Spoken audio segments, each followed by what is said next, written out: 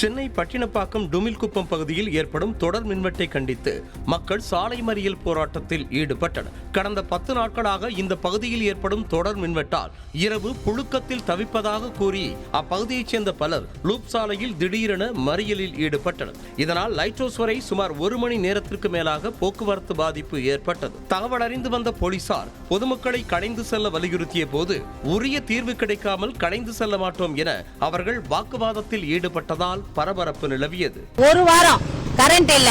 Current EB office போனாக்கா இப்ப வரோம் நாளைக்கு வரோம் இப்ப வரோம் நாளைக்கு வரோன்றாங்க.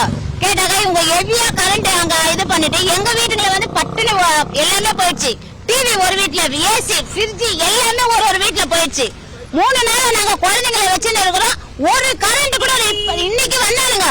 வந்து போடாத என்ன சொன்ன நாளைக்கு தான் வரோம் கரண்ட் அப்படின்ட்டானுங்க. அப்ப நாங்க எங்க போறது?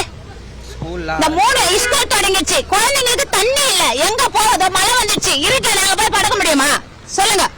இந்த மாதிரி இருந்தாக்கா நாங்க எங்க இருந்து சாகுறது? எல்லாமே இந்த கடற்கரை நாங்க மொண்டு ஊத்திக்கிறது. குழந்தைக்கு அதையும் நாங்க குடிப்பாட்டி நாங்க அனுப்புறது.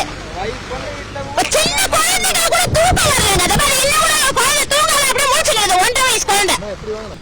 ஒரு நாள் 2 நாள் வந்து கரண்ட் போகாம இருக்கலாம். ஒரு வாரம் வந்து கரண்ட் இல்ல அப்படி சொன்னா அப்ப நாங்க இங்க வந்துட்டு இவ்வளவு மக்களுங்கள் வாழ்றாங்க, அவங்களும் என்ன பதில் இருக்குது சொல்லுங்க? நாங்களும் வந்து அதே கஷ்டப்படுறோம். மீன் தொழில் பண்றாங்க. எவ்வளவு பேர் இங்க இருக்கிற முக்காவாசி மக்களுங்க வந்து மீன் தொழில் தான் பண்றாங்க. அப்ப அவங்களும் என்ன நிலைமை சொல்லுங்க? கரண்ட் வந்து மக்களுக்கு வந்து ஒரு அத்தியாவசியான ஒரு தேவையான ஒரு பொருள், சரிங்களா? அது வந்து இல்லைன்னு சொல்லும் போது இப்ப குழந்தைங்க ஸ்கூலுக்கு போறாங்க, இப்ப எல்லாருமே தொழிலுக்கு போறாங்க, எல்லாருமே எவ்வளவு வேலை இருக்குது. நாங்க அதெல்லாம் விட்டுட்டு வந்து இந்த மாதிரி பண்றது.